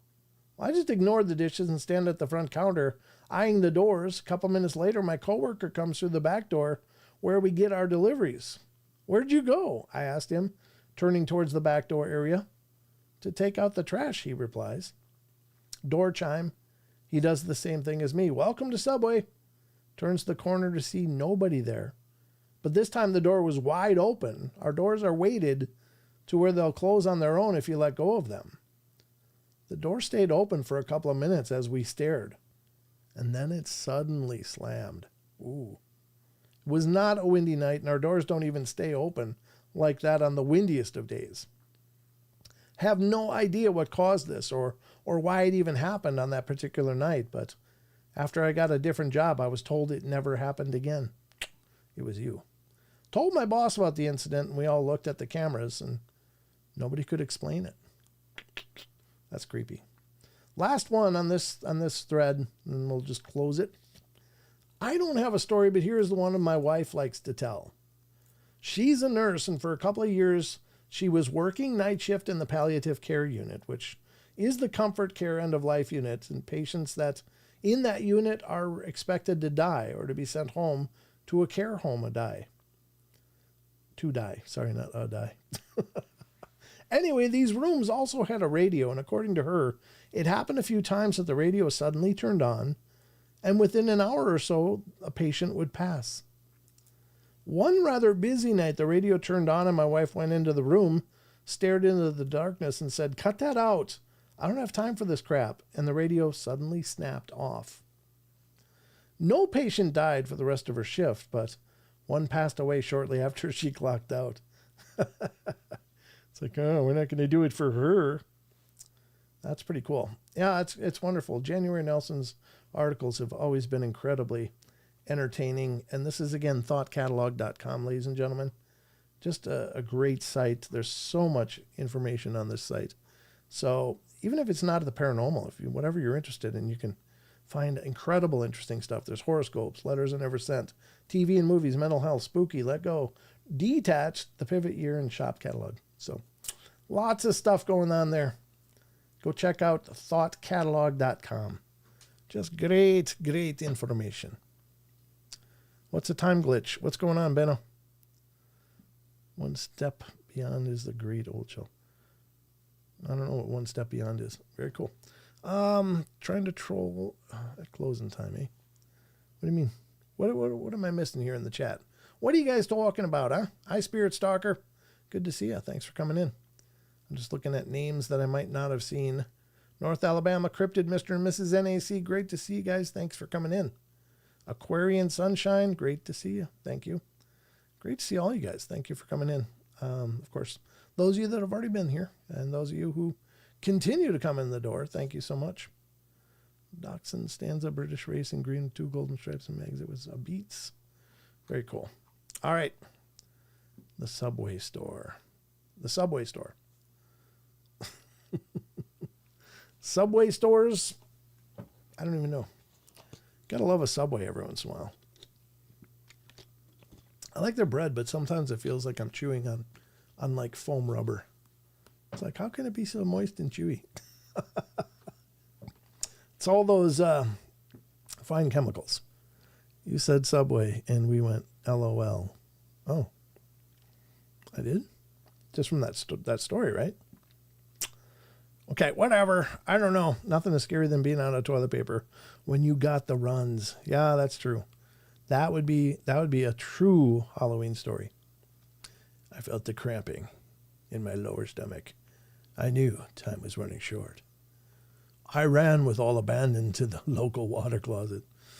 Closing the door, shutting the door, I prepared the throne for the next moment's endeavor, pulled down my bloomers, and sat with an explosive sigh.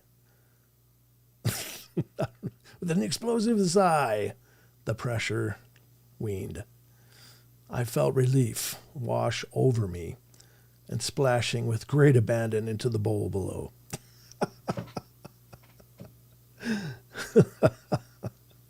feeling the shrapnel of 1,000 digested sandwiches. I knew I was in for some cleanup.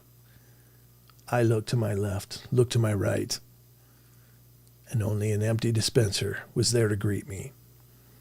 I knew that I was in hell.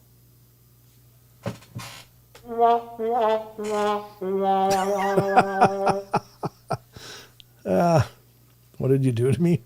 Oh, you guys have broken me long ago. I've long been broken.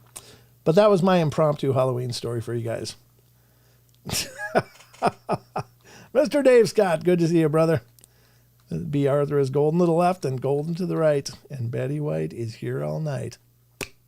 See what I did there? See what I did? Yeah, there you go. I hope you like my Halloween story. Clip that. Just saying, clip it. Just made it up. I don't know. Was it good? Did you feel the tension? Did you feel the moment? Did you feel the horror with that realization that there's only... It's like nothing's worse than looking over and seeing that cardboard roll with just some shrapnel of what used to be toilet paper on there.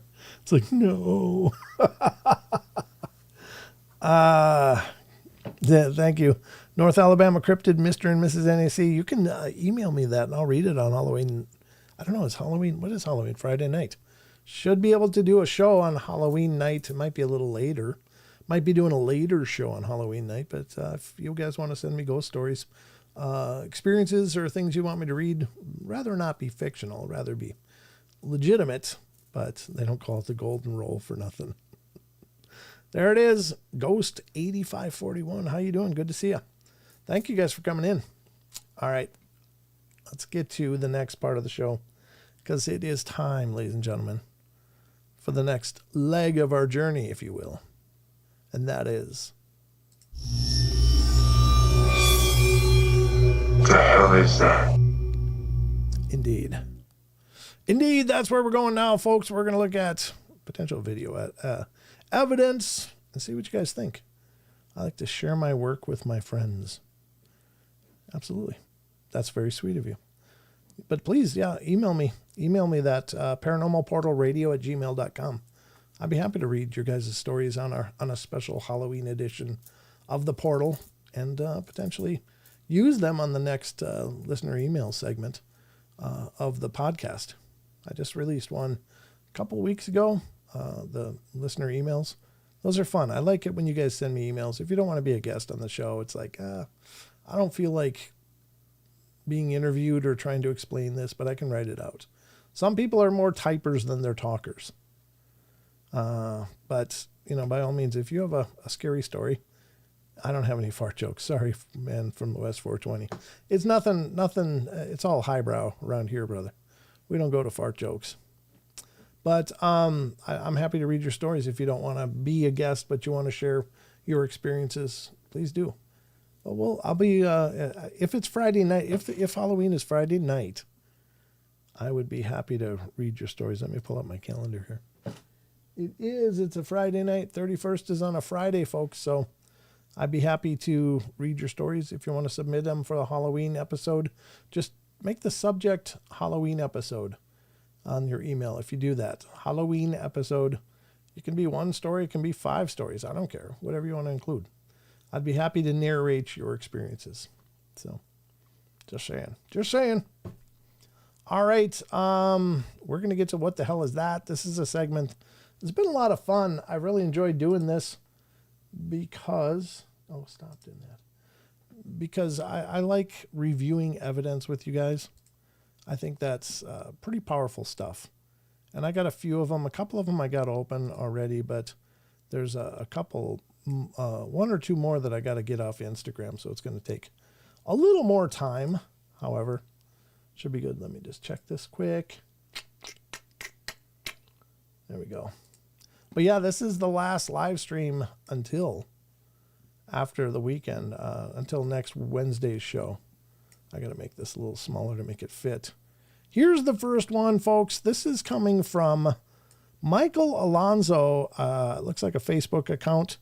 Michael Alonzo. It's his original audio. But it says it's a massive Yeti caught on camera near a remote mountain town. Let's take a look. I'm just here to tell you that more and more and more and more, I'm becoming absolutely disenchanted with videos on the internet because I'm seeing so many AI fakes, just so many.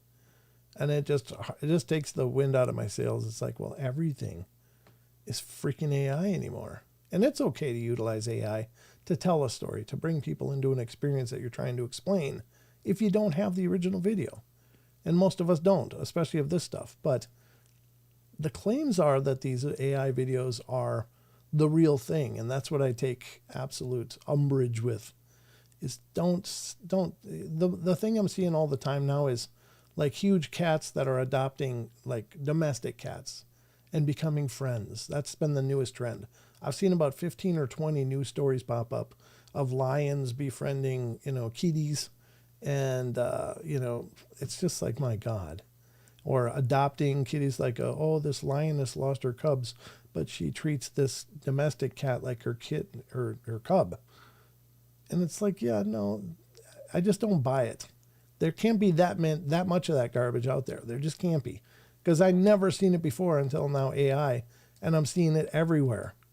And it's just frustrating the piss out of me, honestly. So most of this stuff is just garbage, but this is apparently from the early 2000s. You be the judge. I'm not saying this couldn't be real.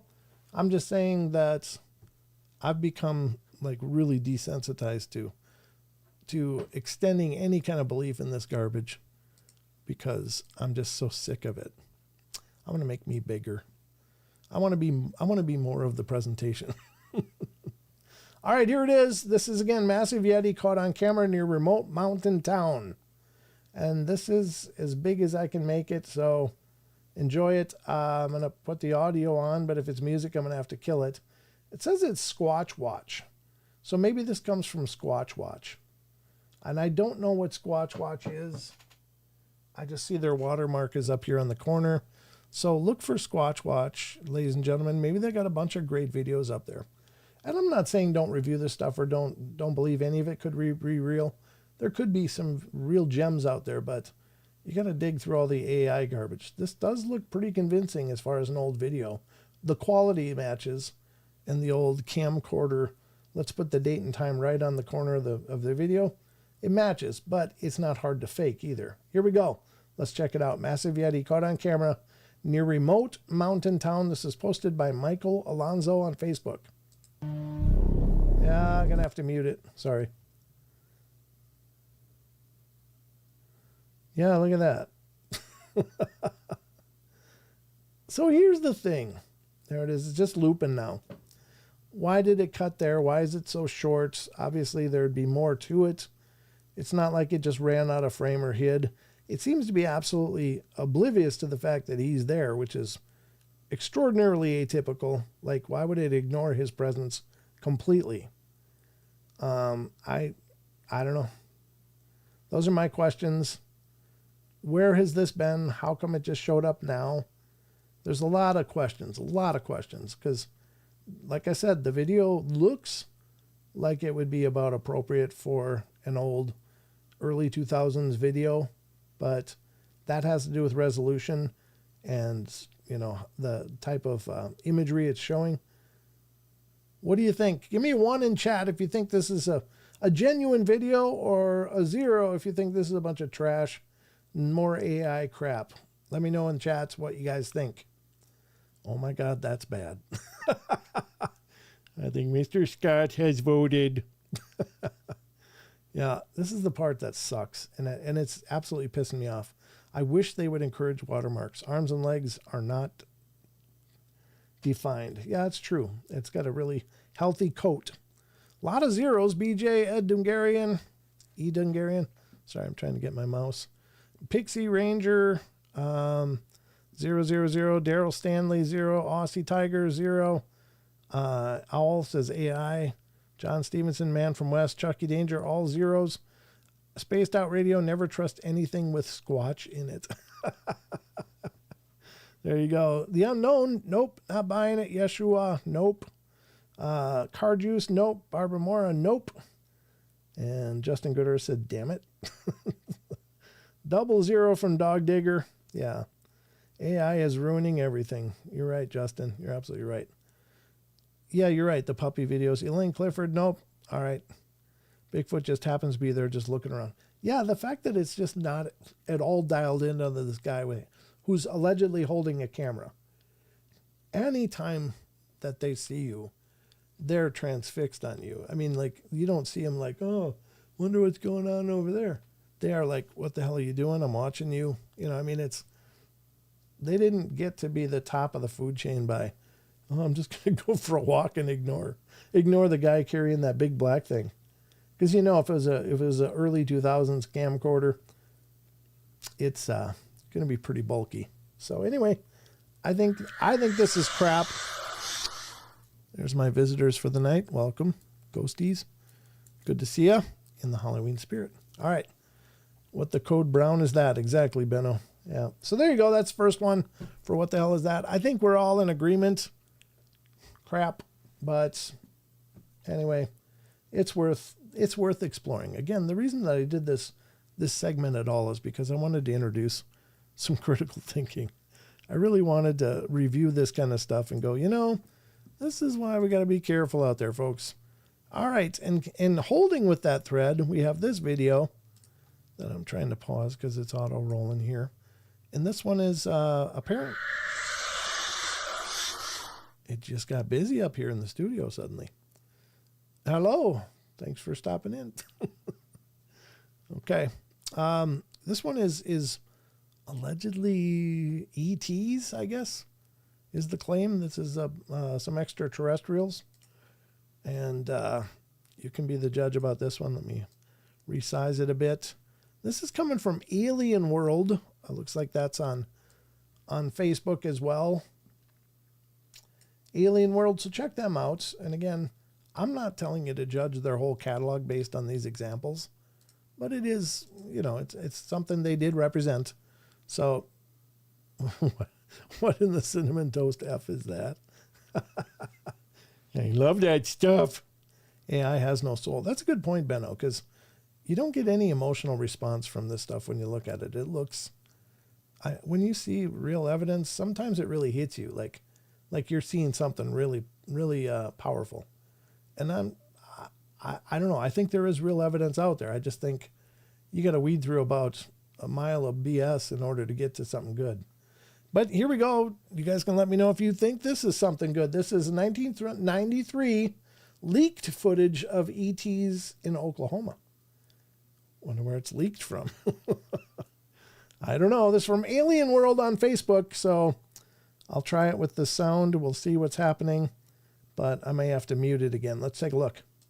All right, this is an old video. Okay, we're going to mute that because he's got a soundtrack, and I don't need that, but there you go. Look at that, folks. That's definitely not your normal human being there. it's like stick people. So what do you think? Are we looking at apparently a couple of aliens, extraterrestrials, just wandering up to some guy's shed right in the light? Nice of them to be right in the light like that, where they stick right out. Couldn't be smart enough to know that they should stick to the shadows, or they just didn't care. But again, video quality would match something from the 90s, 2000s, because it's low resolution, but that also makes it easier to hide a bunch of crap. So what do you think? Are we looking at some ETs here? Are we looking at more AI crap? Let me know. Too robotic in motion. That is true. I mean, I don't know how tall those things are, how tall that roof is, but it looks like they'd be about 9 feet, judging by that fence, which is probably about a 4.5 or 5 foot fence. That would put them about 4 feet taller than that. Well, the one is much taller, but could be an 8 and 9 foot thing. They're definitely not squatches. That's for you, Dave. But they are apparently ready to try out for basketball anytime. Jeez, they'd be tall. So what do you think? A lot of zeros. Yep. I don't trust these long shots too far away. Sure. I mean, and here's the thing. Most video evidence of this stuff, even stuff that I think is real, that I think is legit, is really long shots like this. You don't get too much up close and personal actual video evidence that I've ever seen. Sometimes it's so close to a trail cam you can't really tell what you're looking at, but you can make out an eyeball. But a lot of long shots are not uncommon, and I don't know where the source of this is. It doesn't looks like it would be a stationary camera, but there is a little bit of a wobble to it, like somebody's recording something else with like a cell phone or something. I don't know, but you be the judge. Lots of zeros, AI crap. Yeah, Pixie zero, Aussie, Boss Tiger, footage is too short. You're right. That's the other big part of it, guys, is like, why do we only have like 15 seconds of film? First, they're walking like they're in a funeral. Why are they going so slow? And why does it just stop there? Why does it start there? It's like they're not out of frame. If they were going out of frame and the video stopped, okay, then it's a fixed camera. You can rationalize that. Well, why did they stop right here? Just boom, done. Right there. There it is. So I don't know. That's the weird stuff. Why didn't it just go through its completion, whatever that would be? If it's legit, I think it would.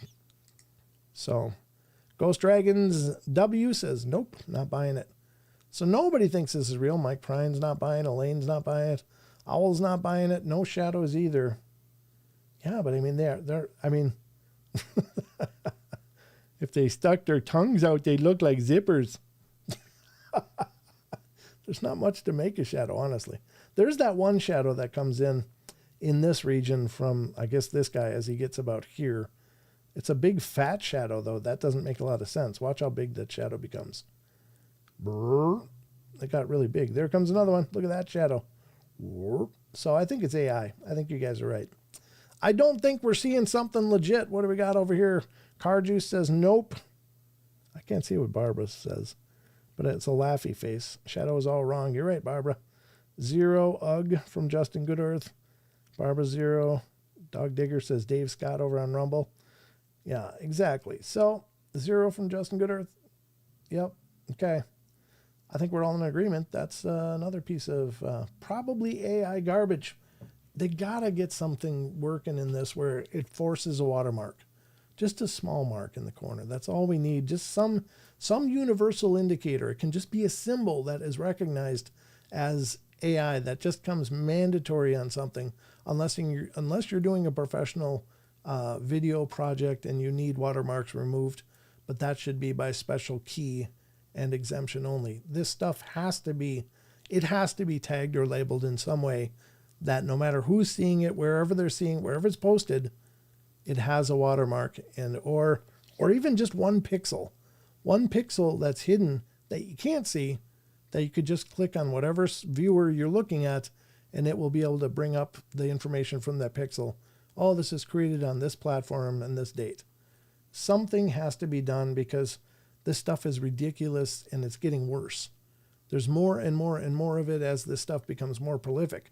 I'm not opposed to AI being used for rendering and digital projects and stuff, but I am opposed to it being used to make false claims. That's where it's not good. That's where it's causing a lot of harm and a lot of problem. So, yeah, PSA, you'll never see AI for me. I refuse to use it in any way. Well, I use it for my thumbnails on the shows and stuff, and I've used it for graphics and stuff here and there, but never for evidence. I would never release anything AI, ever.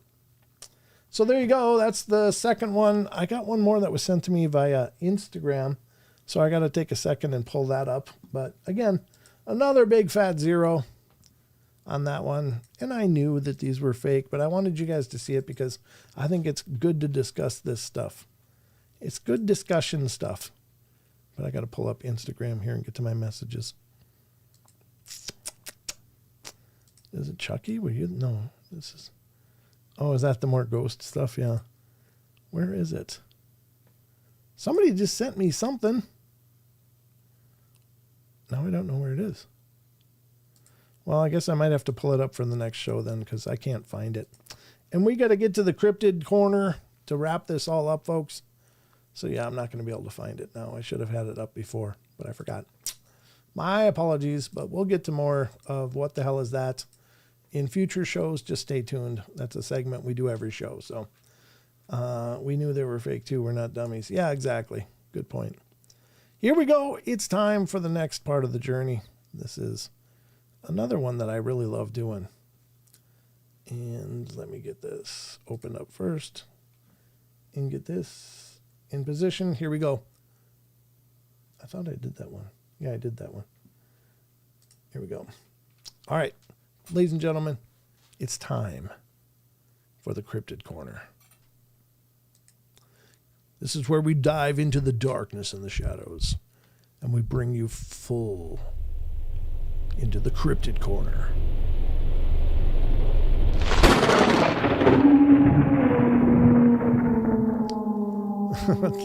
Thank you, Karen. We can wait till next Wednesday. Benno says, artists need to eat too. You're right. I'm not, again, not everybody has a big budget for doing things, and that's why I'm fine with the AI being out there and it being a tool people can use. But I just really hate that it's supplanting reality and it's given us this false reality, false narratives, false stories. It's enabling people to create evidence of a bunch of shit, and it's really driving me nuts. Sorry about the language, but it really frosts my sack. If that makes sense. Anyway, that's what I'm going with. All right, so here we are, the Cryptid Corner, ladies and gentlemen, and again, we're going to be a little bit abridged because we're running out of time, as always, but we did cover cryptids on What the Hell Is That, so you got your cryptids in there as well. All right, this is a segment where we deal in all kinds of craziness with the creatures and where the hell, there we go. I got to move things around here a little bit. I made my head bigger, now I got to make it smaller. This is a segment where we talk about creatures, Bigfoot, Dogman, and stories and claims about them. And we're going to start the journey over in SasquatchChronicles.com, Wes's blog. And this is a great start. Why is Bigfoot called a booger in the South? I always wondered this, to be honest with you. Where did the term booger come from? And I have to be honest. I never heard the term until I heard Bigfoot Outlaws. And that was Baron Coonbo talking about boogers. What the hell's a booger? Well, they are the version of Sasquatch from the South. They call them wood boogers or any other number of names anywhere around, but why are they called boogers? Let's find out. Here we go. Special thanks to Wes letting us use this. Why is Bigfoot called a booger in the South? The term booger, sometimes booger man or boogie, comes from bogey or bugbear in Old English words that meant a frightening creature or ghost used to scare children into behaving. Bogey appears in English as early as the 1500s, referring to a hobgoblin or a specter. This word traveled through Scotland, Ireland, and the American colonies, especially into the Appalachian Mountains in the Deep South, where accents and local slang transformed bogey into booger, and in this case, booger didn't originally mean something gross from your nose. That came later as slang evolved. Why Bigfoot is called a booger in the South? In many parts of the rural American South and Appalachia, booger became a catch-all word for any frightening, mysterious creature. Ghosts, haints, wild men, or monsters lurking in the woods.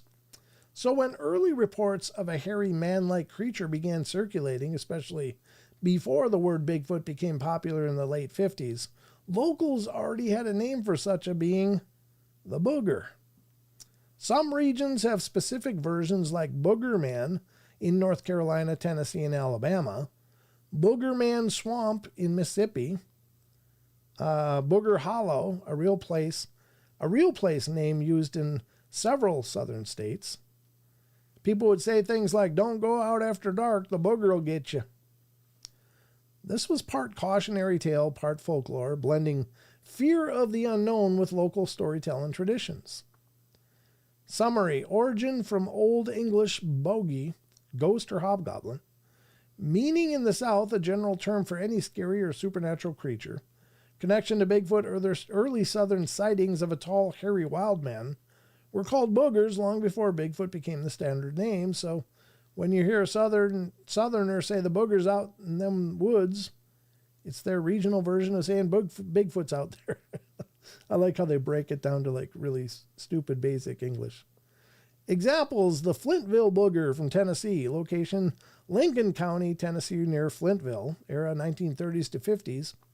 Locals reported a hairy, large man-shaped creature haunting the woods outside of town. It was blamed for killing livestock, throwing rocks, and scaring travelers on roads back roads at night. Description: about 7 feet tall, covered in brown hair, glowing red eyes, and a foul odor. Classic Bigfoot-like details. The legacy: the legend became so embedded in local lore that older residents still refer to that booger down Flintville way.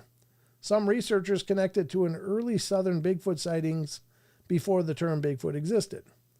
Then there's the Blount County Booger in Alabama, a northern Alabama foothills of the Appalachians.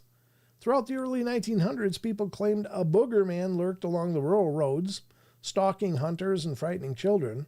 One story tells of a group of men who chased a tall, hairy figure only to have it vanish into thin air. The booger man became a cautionary tale parents used. Don't go past the creek after the dark or the booger will get you. Then there's the Chickasaw County Booger Man in Mississippi, near Holka, Mississippi, mid-20th century. Locals described a shaggy bipedal beast seen crossing roads at night or lurking around barns. In some versions, the creature screamed like a woman. Some considered it a ghost, others a wild man. Today, many Bigfoot researchers cite it as part of Mississippi's long history of booger sightings. Booger Man of Marion, North Carolina. Location is Marion in the foothills of Blue Ridge Mountains. Story goes, in the 1940s or 50s, residents reported a hairy creature raiding chicken coops and cornfields. One farmer said the Booger Man left enormous barefoot tracks behind his barn. There's a note: North Carolina mountain folklore has dozens of booger tales. They were as much ghost stories as monster sightings, told around campfires to keep kids close to home at night. Booger Hollow, Arkansas. God, we got a ton of them here. Here we go. Booger Hollow, Arkansas. Pope County, Arkansas, near Dover. The name itself comes from local tales of a booger that haunted the woods there. Sometimes described as a ghostly man, other times a hairy creature. Fun fact, the area later became a quirky roadside attraction. But locals insist the name traces back to genuine booger encounters from the 1800s. The Pascagoula River Booger, Mississippi Gulf region. Fishermen and hunters have long spoken of eerie screams and heavy footsteps in the marshes along the Pascagoula River. Some say it's a swamp-dwelling booger, others link it to the skunk ape. The southern version of Bigfoot's features sulfur smell, red eyes, and footprints found in the mud banks. Tennessee Booger Lights. They got booger lights too. That's near Columbia, Tennessee. Twist: in this version, booger refers to a ghostly light phenomena, glowing orbs that chase cars or wanderers. Locals said they were spirits or booger lights, though not a Bigfoot. It shows how booger once meant any supernatural fright in the South. Before Bigfoot became the national name, booger was the southern word for any wild, hairy, or supernatural thing that scared people at night. In Appalachia, there are also booger dances, Old Cherokee and mountain folk rituals meant to scare away evil spirits, showing how deeply that word connects to the region's ghosts and monster lore. So now you know. Mike Prine says boogie nights in Facebook. True. I hear it pronounced booga in North Carolina. Yep. Gotta go park the booga. Park the car in Harvard Yard with my booga. Don't pick no booga. There it is. I don't know. It's interesting stuff, but yeah, this stuff's kind of fun. But that's going to wrap up our version of the show tonight. Again, this is the last live show for this week. I will be in Massachusetts starting on my way there tomorrow, so I'll be over there for the live events, Hometown Ghost Stories. Hopefully you guys are going to have a fine weekend without me, but just remember, if you ever get a hankering for some Paranormal Portal, there's like 1,900 episodes here on YouTube. You can go check out that. I'm sure you haven't seen all of them. I'm not even sure I saw all of them, and I was on all of them. I'm just saying. But I'll be back I guess Wednesday. This coming Wednesday, the next Wednesday. A week from tonight. And we'll get back into it. So I hope you guys take care. I love you, and I miss you guys when I'm not here. But homogenous term. Thanks, Brent. You bet, Benno. But I will hopefully have a good experience over there in Massachusetts. I hope I do a good job. I'm not a seasoned public speaker. Speaking to a microphone and looking at a camera is one thing, but standing in front of a room of people is a lot different. I found that out this last weekend at Wallace, but I had a lot of fun. I've done public speaking like that before, 1 or 2 times, but mostly as an MC. I did a presentation once a couple years ago in northern Montana, but it'll be a good time. I hope I do a good job. So send me lots of good vibes and your love, and I'm sure it'll be fine. But anyway, that's all I got for you. I hope you guys have a great weekend. I'll be back before the Halloween time, so we'll get into more of this next week. So love you all. Be good, be kind, be nice. Take care of each other. Help each other out. Find the magic in every day, and remember to laugh as much as you can. And I will see you guys next week.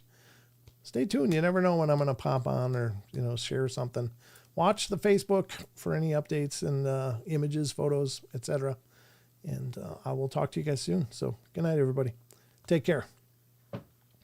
Cue the credits.